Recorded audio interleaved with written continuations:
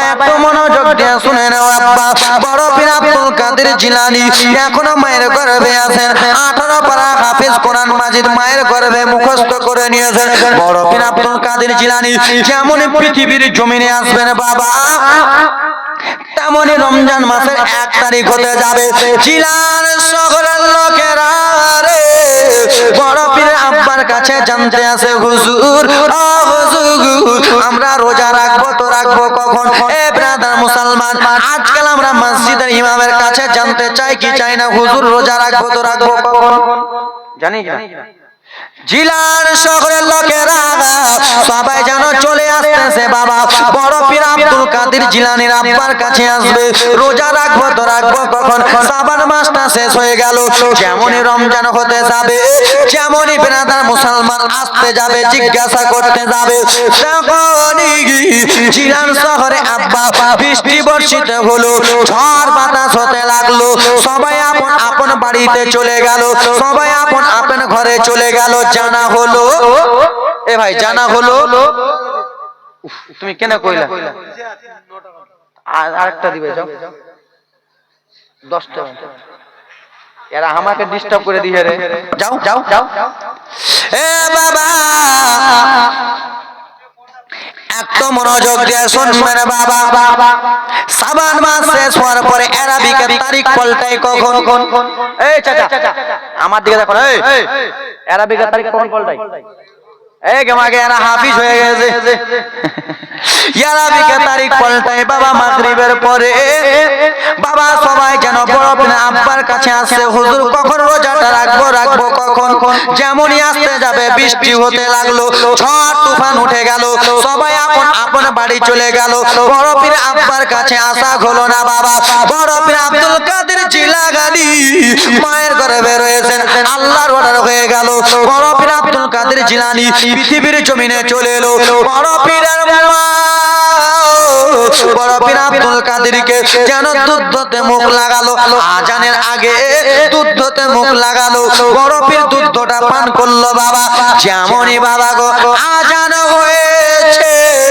বড় পীরকে দুধতে মুখ লাগাই দেখেন দেখেন কারামাত দেখেন বাবা গো বড় পীরকে দুধতে মুখ লাগাই বড় পীর আজানের পরে দুধতে মুখ লাগাই না সকাল হয়ে গেল আমার একদিনকার বেটা কেন আমার দুধ পান করে না 8টা 9টা বেজে যায় বড় পীরকে দুধতে লাগাই বড় পীর জেনে গেছে বাবা এটা হলো রমজান মাসের 1 তারিখ আমি তো রোজা রাখবো আমি ছোট্ট বাচ্চা রোজা ভাঙবো না জননী রে 10টা 11টা বেজে যায় বড় পীর দুধ পান করে না মহিলারা এসে বলে ও উম্মুল খায়র ফাতেমা আমরা রোজা রাখবো তো রাখবো কখন বলো না রমজান মাসের কখন 1 তারিখ বলো না সেই সময় উম্মুল খায়র মা ফাতেমা বলতে লাগলো জিলান শহরের মহিলারা রে আমার বেটা ইফতার সেহরি পান করেছে আমার বেটা সেহরি খেয়েছে আমিও সেহরি খেয়েছি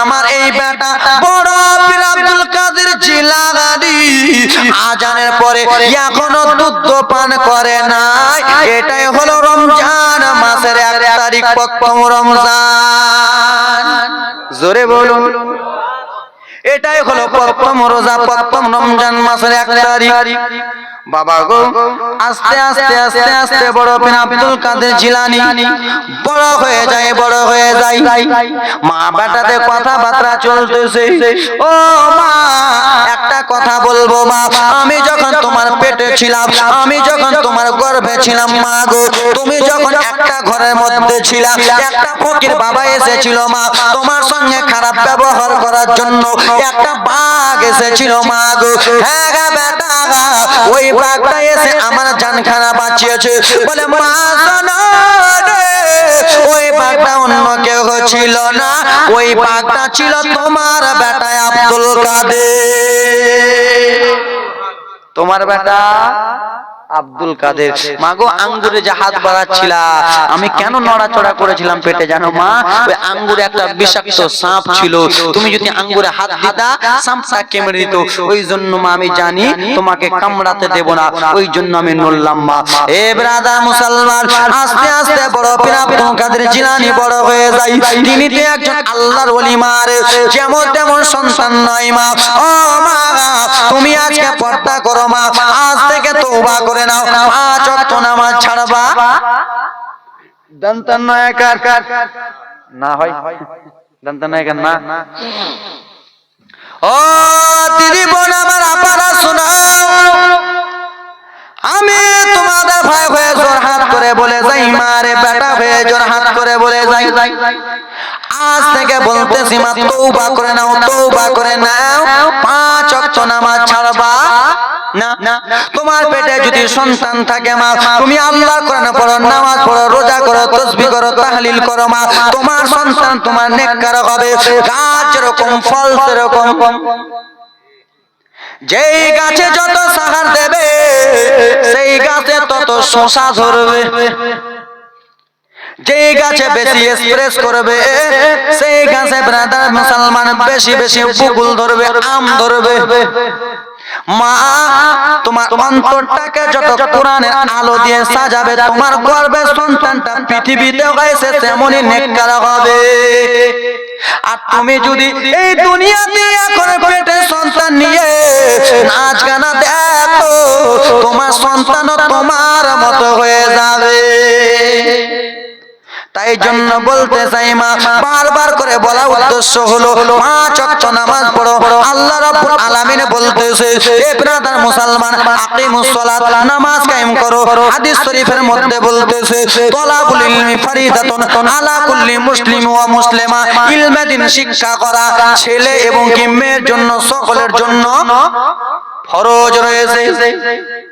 বাবা গো, নামাজ যেরকম ফরজ, ইলমে দ্বীন শিক্ষা করা এরকম ফরজ রয়েছে। মা গো ফরজটা আদায় করিও বাবা, ছেলে হোক মেয়ে হোক। ও আমার বাপ মরছে তো মুলবি সাহেবকে দিয়ে জানাজা পড়াচ্ছি। লালা তোমার যে ঘরে 3টা ছেলে আছে, তুমি একটাকে মুলবি বানাতে পারো না? নিজের ছেলে যদি নিজের জানাজা পড়ায়, কত কবরে আযাব মাপ আছে জানো? নিজের ছেলে 3টা, একটাকে হস্টেলে, একটাকে এখানে, একটাকে ওখানে, কিন্তু মাদ্রাসাতে দিলা না। মাদ্রাসাতে পড়াও, আলেম করো। এ ব্রাদার মুসলমান, আমি এই আজমির হোসেন এত ছোট বয়সে এমনি এমনি বক্তা হয় নাই। একটা হলো মায়ের দোয়া, আর একটা হলো মায়ের আদর্শ। একটু আগে বললাম গাছ যেরকম ফল তেরকম। বাবা গো, আমি যখন মায়ের পেটে ছিলাম জানেন, মায়ের গর্ভে ছিলাম, আমার মা এখানে ওখানে আব্বাকে নিয়ে জালসা শুনতে যেতেন, জীবনী শুনতে যেতেন। আমার মা ওই জালসা থেকে বলতো, আল্লাহ গো আমার গর্ভে ছেলে আছে না মেয়ে আছে আল্লাহ জানি না, আমার গর্ভে সন্তান যেটা আছে, সন্তান যদি পৃথিবীর জমিনে হয়, এই ছেলেটাকে আলেম করব। এই ছেলেটা এই বক্তাটা যেরকম করে বক্তব্য দিতেছে, আমার ছেলেটা যেন দেয়। এ জননী আমার মা কেন্দে কেন্দে দোয়া করেছিলেন। তাই জন্য মায়ের দোয়াতে বাবা আমি এত ছোট বয়সে বক্তা হয়েছি, মায়ের আদর্শতে একটা বক্তা হয়েছে। জননী বাবা তোমাদেরকে বলতে চাই, বাবারে তোমার বাড়িতে যদি ছেলে থাকে, ছেলেটাকে মাদ্রাসা দাও। আমি বলি না স্কুলে পড়ায়ও না, আমি বলি না হস্টেলে পড়ায়ও না, আমি বলি না ছেলেটাকে ডক্টর করিও না, মাস্টার করিও না, ইঞ্জিনিয়ার করিও না। আমি বলতেছি পড়াও, পুলিশ করাও, ডক্টর করাও, ইঞ্জিনিয়ার করাও, মাস্টার করাও, কিন্তু ব্রাদার মুসলমান কিছু ইসলামের দ্বীনের শিক্ষাটা তার ভিতরে জ্ঞানটা দিয়া দাও। ঠিক কিনা? সন্তানটা বাবা হাজি হবে, গাজী হবে, মাস্টার হবে, ডক্টর হবে, কিন্তু বাবা দ্বীনের কিছুটা কথা যেন বলতে পারে, তোমার যেন জানাজাটা পড়তে পারে। এ বাবা তুমি যখন মরে যাবা, তোমার কাছে আল্লাহর কোরআন যেন তেলাওয়াত করতে পারে। ঠিক কিনা? গানটা বন্ধ করো। এ আব্বা আমার বড় পীর আব্দুল কাদের জিলানী আস্তে আস্তে আস্তে আস্তে বড় হয়ে যায়। লম্বা ঘটনা সংক্ষিপ্ত মারতেছি। বড় পীরের কারামাতগুলো দেখলেন। বড় পীর যখন বড় হয়ে গেল, মাদ্রাসা যাওয়া বাদ দিয়ে দিলাম। বাবা বাঘের ঘটনা, বাঘ দিয়ে দিলাম। এবার বড় পীর যখন বড় হয়ে গেলেন আব্বা, একটা মহিলা দেখেন দেখেন কারামাতটা দেখলেন, মা রে তোমারও সন্তান এরকম হবে মা। বড় পীর আব্দুল কাদের জিলানী কেন টুক টুক টুক টুক টুক টুক টুক টুক টুক টুক করে রাস্তা দিয়ে হেঁটে হেঁটে হেঁটে হেঁটে চলে যায়। একটা মা জননী একটা নদীর ধারে বসে বসে বসে ডুকরে ডুকরে কান্দে। একই দিন এক বড়ি নদীর ধারে বসে কাঁদে ছেলের তরে। জোরে বলুন। বুড়ি মহিলাটা বাবারে নদীর ধারে বসে বসে কান্দে। বড় পীর আব্দুল কাদের জিলানী দেখতে পেলেন, যাওয়ার পরে বলে, মা গো মা তুমি কিসের জন্য এই নদীর ধারে কান্দো মা, কিসের জন্য চোখের পানি ফেলো মা? সেই বয়স্ক মহিলাটা বলল, ও বেটা কি বলবো বেটা, কেন গো মা? বেটা গো শোনো শোনো বেটা, 12টা বছর হয়ে গেল এই নদীতে আমার একমাত্র সন্তান ডুবে গেছে, নৌকা ডুবে গেছে, পাড়া পড়শি ডুবে গেছে। তাই জন্য আমি ছেলের জন্য কান্না করি। যতই হোক না কেন আমি মা, যতই হোক না কেন আমি 9 মাস পেটে রেখেছি। জননী রে সন্তান যদি মারা যায় মা সইতে পারবে? পারবে? সন্তান 2 বছর হয়ে গেলে মা ঘরে কান্দে, 8 বছর হয়ে গেলে মা কান্দে।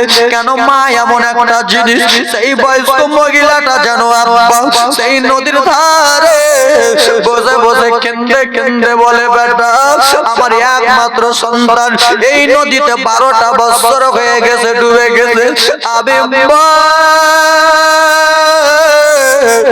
9 মাস 10 দিন ছেলেকে গর্ভে রেখেছি।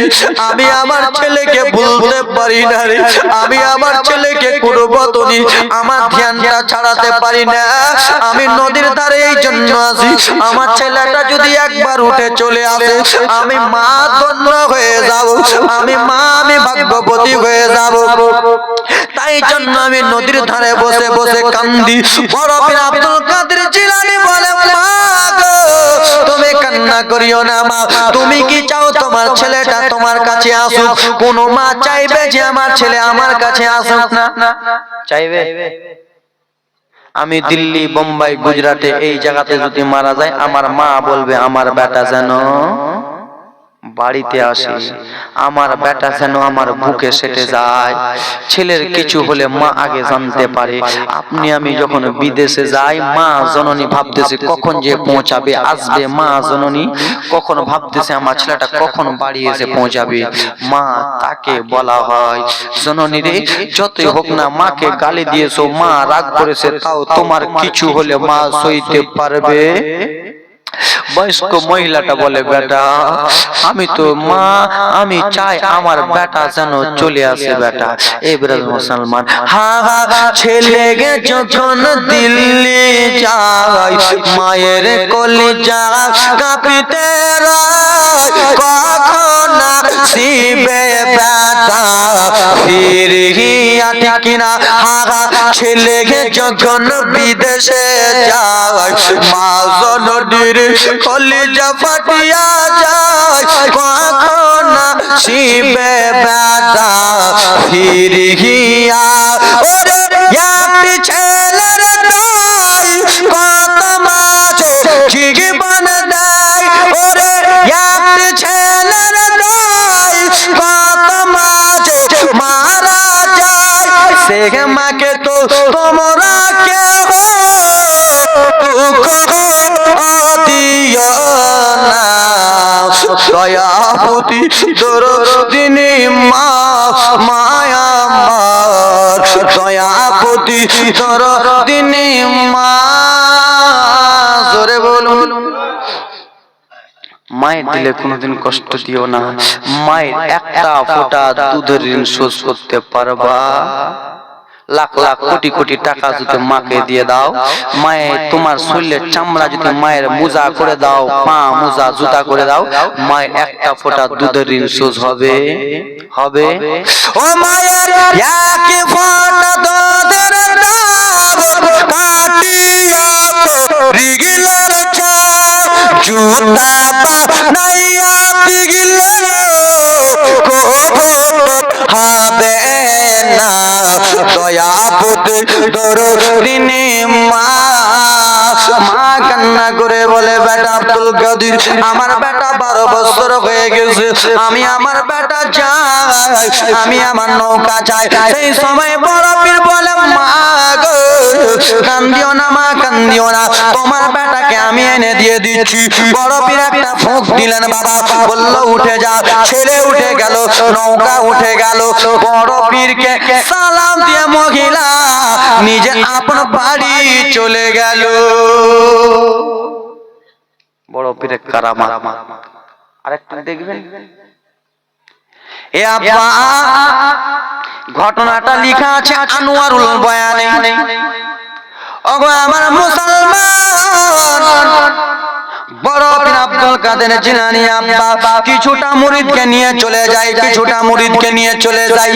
বাবা রাস্তার সামনে দুইজন লোক, একটা হলো ঈসাই, একটা হলো মুসলমান। বাবা ঈসাইটা বলতেছে শোনো, ঈসা নবী মুর্দা মানুষকে জিন্দা করে দেয়, ঈসা নবী মুর্দাকে জিন্দা করে দেয়। সেই সময় মুসলমানটা বলে ঈসা নবী তো দূরের কথা, আমার নবীর সন্তান বড় পীর আব্দুল কাদের জিলানী মুর্দা মানুষ জিন্দা করে দেয়।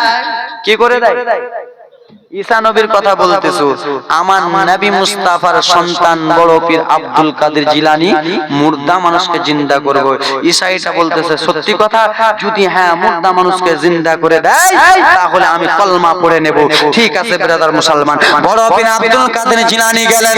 কি হয়েছে গো তোমাদের মধ্যে কথা কোটাকুটি কেন চলতেছে, কথাবার্তা কাটাকাটি কেন চলতেছে?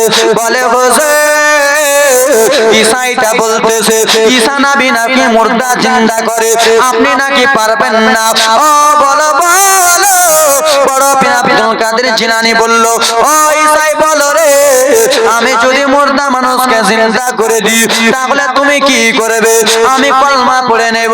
ঠিক আছে চলো, তোমায় কোনখানে নিয়ে যাবা চলো। এ ব্রাদার মুসলমান, ঈসাইটা বলে ঠিক আছে গো ও আব্দুল কাদের চলো চলো, দেখেন দেখেন কারামাত দেখেন, চলো চলো কবরস্থান চলো। কোথায় চলো? কোথায় চলো? কবরস্থানে চলো। ওই কবরস্থানে যে মানুষ মারা গেছে সেই মানুষটাকে তোমাকে জীবিত করতে হবে জননে। ঠিক আছে চলো চলো, ঈসাইটা নিয়ে যাবি তো যা। 1 মাস যে মানুষটার মারা হয়েছে ওই মানুষটার কাছে নিয়ে যা। নিয়ে যা হলো না, 5 বছর হলো যার মরা তার কাছে নিয়ে যা, তার কাছেও নিয়ে যা হলো না। 50-60 বছর হয়ে গেছে যেই মানুষটা মারা গেছে সেই মানুষটার কবরের কাছে যেন নিয়ে চলে গেল বড় পীর আব্দুল কাদের জিলানীকে। ও বড় পীর, আমি তোমাকে আজকে পরীক্ষা করতেছি, তুমি নাকি মুর্দা জিন্দা করবা, কবরের মানুষকে তুমি জিন্দা করে দিবা। ঠিক আছে, এই মানুষটা 50 বছর হয়ে গেল এইখানে দাফন করা হয়েছে, এই জায়গাতে মাটি ধোয়া হয়েছে, এই মানুষটাকে তুমি জিন্দা করে দাও। জোরে বলো। বড় পীর পারবে কি পারবে না? বড় পীর আব্দুল কাদের জিলানী বলে ও ঈসাই তুমি এইখানে তো দাঁড়াও। ঈসাইটা দাঁড়িয়ে গেল। বড় পীর আব্দুল কাদের জিলানী বলতে লাগলেন বাবা গো ওই কবরের দিকে হাতটা দেখিয়ে বলে কুম বিইজনিল্লাহ। জোরে বলুন। বড় পীর আব্দুল কাদের জিলানী 3 বার বললেন কুম বিইজনিল্লাহ, কুম বিইজনিল্লাহ, তুমি জিন্দা হয়ে যাও। বাবা গো ওই 50 বছর হয়ে গেল মুর্দা মানুষ বড় পীর আব্দুল কাদের জিলানীর আওয়াজ শুনে যেন জিন্দা হয়ে গেল। এ ব্রাদার মুসলমান, ঘটনাটা লেখা আছে আনোয়ারুল বয়ানে। এ আব্বাস রাবাত সাফা নাম্বারও বলে দেব, কিন্তু আমার কাছে মোবাইলটা ওইখানে আছে। যাও ব্রাদার মুসলমান, আব্বা গো বড় পীরকে আমরা ভালোবাসি কি বাসি না? বাসি না? 2 জন আল্লাহর বান্দা বলুন তো 500 টাকা করে দেব বড় পীরের জন্য। আসেন আসেন আসেন বাবা। হবে হবে হবে হবে 2 জন হবে না? একটা আরেকটা